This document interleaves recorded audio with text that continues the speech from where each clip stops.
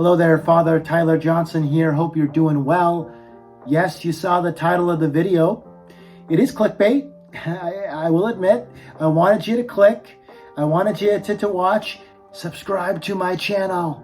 But there is truth in the title.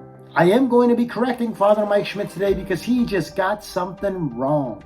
In one of his videos, he was answering a question and what he said in his response just wasn't true. Now, before you go to contact me and condemn me, I must say, I love Father Mike Schmitz. He's an excellent priest and his content is phenomenal. And I would say about 99% of the time, he is rock solid.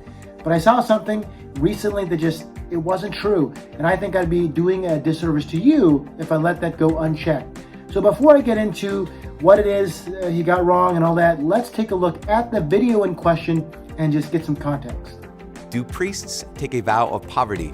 Great question, camper. Depends on what kind of priest you are. If you are a religious priest, like you're part of a religious community, in which one of their vows is a vow of poverty, then the answer is yes, you do. If you are a priest, like a diocesan priest from the diocese, that's where you get the word diocesan, like I am, you don't take a vow of poverty, you take a promise of simplicity.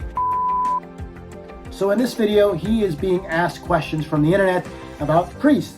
And the question that he's being asked right now is about ordination promises, particularly the promises made at priestly ordination. Now he talks about a vow of poverty for religious order priests. That is true, so good job there.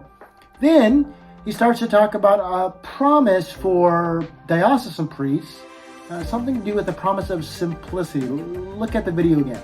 If you are a priest, like a diocesan priest from the diocese, that's where you get the word diocesan, like I am, you don't take a vow of poverty, you take a promise of simplicity. So this promise of simplicity, that's wrong. There is no such thing. It doesn't exist. So I don't know where he got that. And it's not just Father Mike. There are other Catholic sources I've seen out there on the internet that claim this, that there's some promise of simplicity made in ordination, but that's not true. It's nowhere to be found. If you go into the actual text of the rite of ordination for priesthood, you will not see anything about a promise of simplicity. So that's the error. So most well-informed Catholics who know anything about this, when they think of the promises of ordination, they think of the three traditional or classic promises. A promise of obedience to your bishop. A promise of celibacy, right? You're not going to get married or have the relations particular to marriage.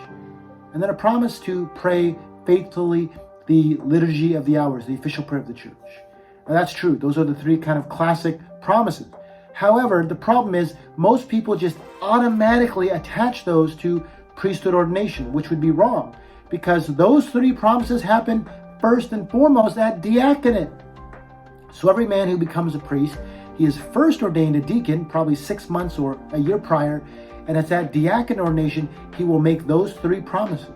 And then once he gets to priesthood ordination, he only remakes one of those three, right? So the promise to pray the liturgy of the hours, the promise of celibacy, those are binding from diaconate. He will recommit himself to be obedient. So the promise of obedience is made again at priesthood, but that's the only one out of the three. Now, at priesthood, there are 5 new promises that are made, particular to priestly ministry, but none of them have to do with simplicity. And so I'm probably going to get the wording wrong as I explain it here in just a moment. So I'm going to put up on the screen the actual text of these promises. This is the verbatim text from the rite of ordination, but this is the 5 new promises that are made at priesthood. So there's a promise to discharge the office of priesthood faithfully as a fellow co-worker with the bishop.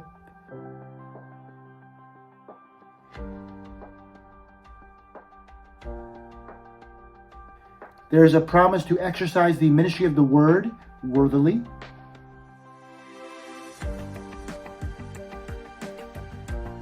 There's a promise to celebrate the sacraments reverently and faithfully, especially the sacrament of Eucharist and reconciliation. There's a promise to implore God's mercy, to pray for the people, basically, keeping in mind that biblical command to pray without ceasing. And then lastly, there's a promise to more closely conform yourself to Jesus, the high priest.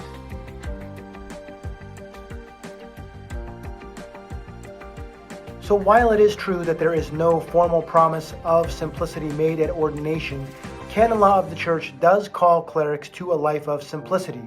Canon 282 says, "Clerics are to foster simplicity of life, and are to refrain from all things that have a semblance of vanity."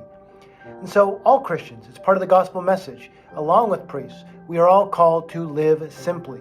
But in a particular way, clerics are called to live simply, although they do not make a formal promise as such.